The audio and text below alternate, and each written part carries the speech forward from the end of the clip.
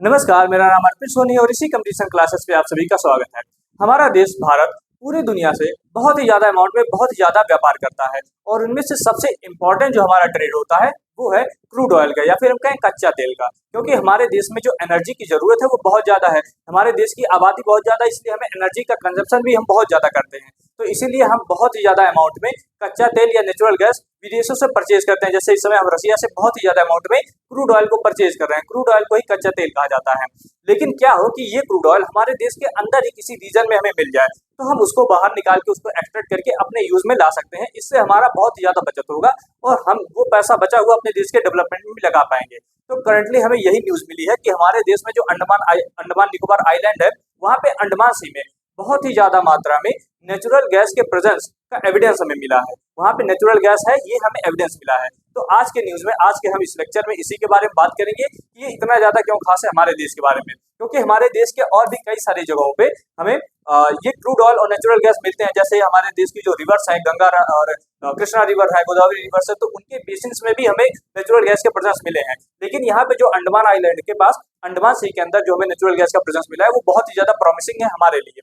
तो अगर हम आपको बात करें तो ये हमारे देश के जो इस समय मिनिस्टर ऑफ पेट्रोलियम और नेचुरल गैस है हरदीप सिंह पुरी जी, उन्होंने ये ऑफिशियली अनाउंस किया है कि हमें यहाँ पे ये प्रेजेंस हमें मिला है। यहाँ पे जो आप ये आग जलते हुए देख रहे हैं, ये आग का जलना कैसे हुआ? जब हम यहाँ पे हमारे जो भी साइंटिस्ट ये एक्सप्लोर कर रहे थे गैस का, तो वहां से फिर ये गैस बाहर निकलता आता है।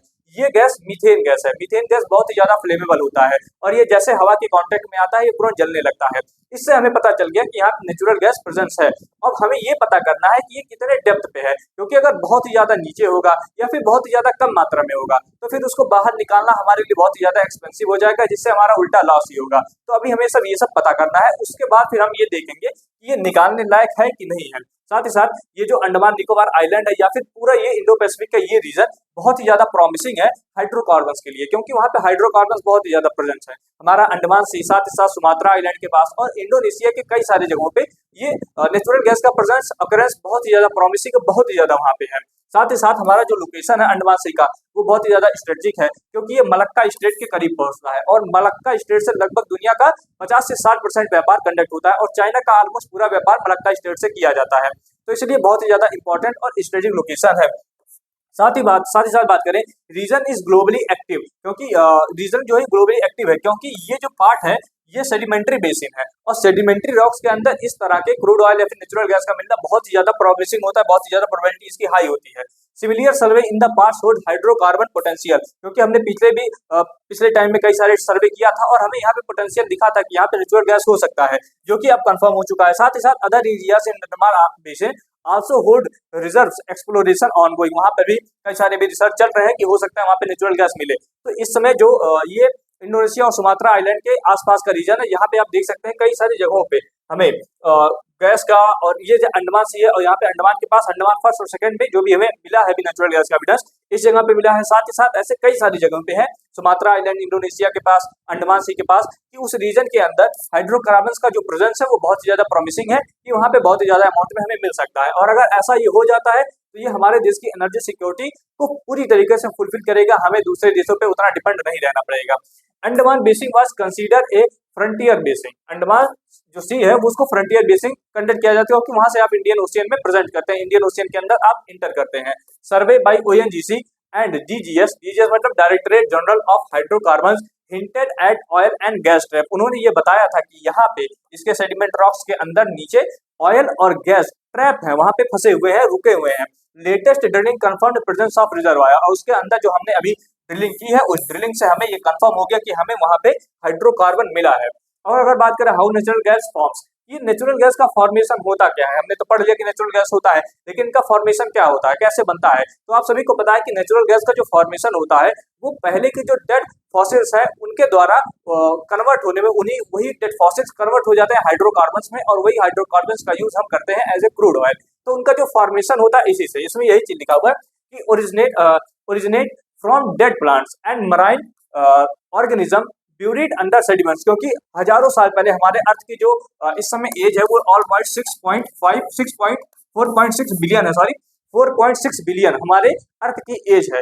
और इसके पहले से यहाँ मतलब इस टाइम के फ्रेम के अंदर जो भी समुद्र के अंदर जीव जंतु थे, प्लांट्स है, एनिमल्स है, जो भी थे, वो धीरे धीरे मरते गए, जमीन के अंदर बैठते गए, उनके ऊपर रॉक्स या फिर सेडिमेंट्री रॉक्स इकट्ठा होते गए और धीरे धीरे उनके ऊपर बहुत ही ज्यादा प्रेशर पड़ने लगा। उस प्रेशर और टेम्परेचर की वजह से ये सारे ऑर्गेनिज्म कन्वर्ट हो जाते हैं हाइड्रोकार्बन में, और यही हम चीजें एक्सट्रैक्ट करके फिर बाहर निकालते हैं एज ए क्रूड ऑयल के रूप में। Over millions of year heat और प्रेशर ट्रांसफॉर्म कर देता है इनको हाइड्रोकार्बन्स में। और हमें दो टाइप के मिलते हैं, एक होता है कन्वेंशनल ट्रैप्ड अंडर रॉक, जो कि रॉक्स के अंदर ट्रैप होता है, उसको हम कन्वेंशनल कहते हैं। दूसरा होता है अनकन्वेंशनल, जो कि सेल्स एक्सेट्रा के अंदर ट्रैप होते हैं। तो हमें दो टाइप के ये हाइड्रोकार्बन्स का प्रेजेंस दो टाइप से चीजों में हमें मिलता है। Gas get trapped in the porous reservoir rock, जैसे कि जो रॉक्स होते हैं उनके पोरस में, उनके अंदर जो भी बड़े बड़े गैप होते हैं, उनके अंदर ये गैस ट्रैप रहते हैं और ये गैस बाहर निकल नहीं पाते, इसके अंदर ट्रैप रहते हैं। फिर हम जब ड्रिलिंग करके उस रॉक को ब्रेक करते हैं, उस रॉक को फिल्ट्रेट करके उस गैप के अंदर जाते हैं, उस पोरस के अंदर जाते हैं, तो फिर गैस, नेचुरल गैस बाहर निकलना शुरू हो जाता है और फिर हम उसका इस्तेमाल करने लगते हैं। Capped by the impermeable rocks called and prevents escape in geology. ये जो रॉक या फिर जो भी रॉक है, ये जो कि गैस को अपने से बाहर नहीं जाने रहे, उनको ट्रैप करके रखे हुए हैं, जियोलॉजी में इसको कहा जाता है स्ट्रेटिग्राफिक। स्ट्रेटिग्राफिक इसको जियोलॉजी में एक नाम दिया गया है। इससे ये हमें पता चलता है अगर स्ट्रेटिग्राफिक नाम दिया जाता है तो इसका मतलब यहाँ पे कोई रॉक है जिसके अंदर गैस ट्रैप है। यहाँ पे आपको फॉर्मेशन दिखाया गया है कि कैसे एक हाइड्रोकार्बन बनता है। लगभग 300 से 400 मिलियन एगो की बात करें तो यहाँ पे कई सारे ऑर्गेनिज्म थे जो कि हमारे समुद्र के अंदर रहते थे। धीरे धीरे इनके अंदर मिट्टी बैठती गई, इनके जो ये जो डेड है, मतलब कभी ये जीवित थे, उसके बाद जब मृत्यु हो जाती है तो ये सेडिमेंट बैठ जाते हैं जमीन पे, यानी कि हम कहें कि जो सी बेड है उसके ऊपर ये बैठ जाते हैं और धीरे धीरे उनके ऊपर मिट्टी जमती रहती है और ये सब के नीचे नीचे पड़े रहते हैं।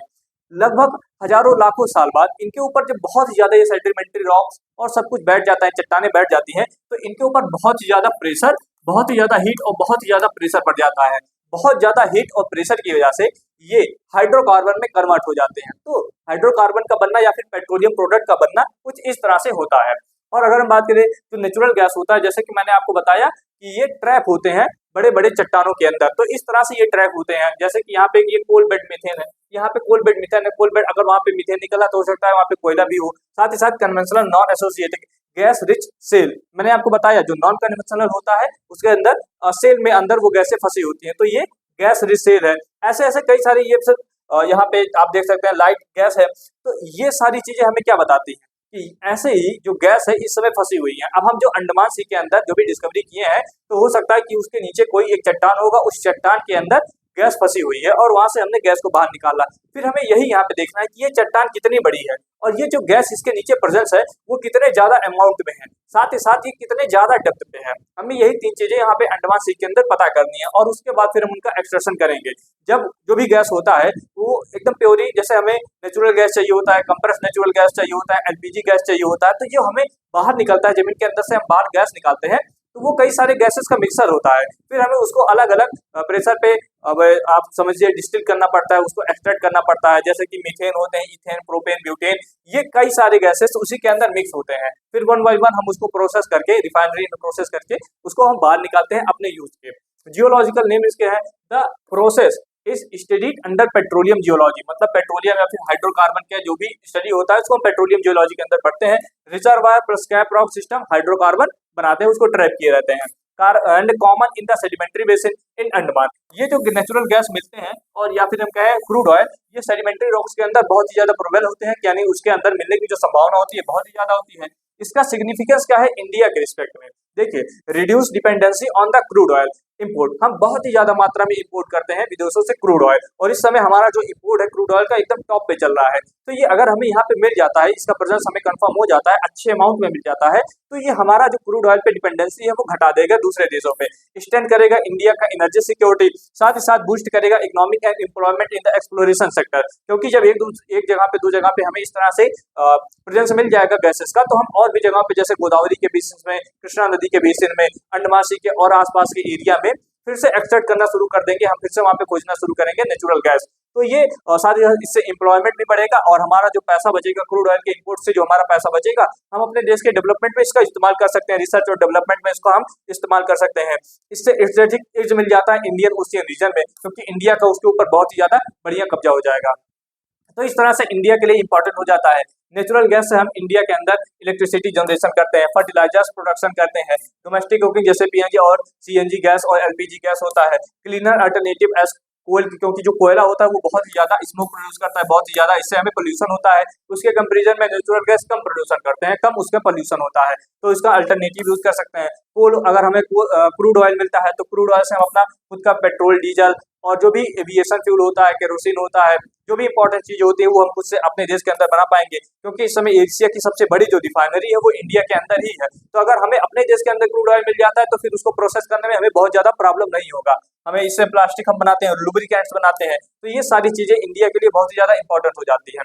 तो अंडमान सी के अंदर ये गैस का मिलना, नेचुरल गैस की प्रेजेंस का होना, ये हमारे लिए बहुत ही ज्यादा इंपॉर्टेंट बात होता है। हम देखते हैं कि इसके बाद हमें क्या पता चलता है, इसमें क्या नया डिस्कवरी मिलता है, कितने डेप्थ पे है, कितना ज्यादा अमाउंट में है। अगर ऐसा कोई भी न्यूज आता है तो हम आपको वीडियो बना के अपडेट कर देंगे। आप हमारे साथ जुड़े रहिए, फिर हम आपसे मिलते हैं नेक्स्ट वीडियो में। तब तक के लिए जय।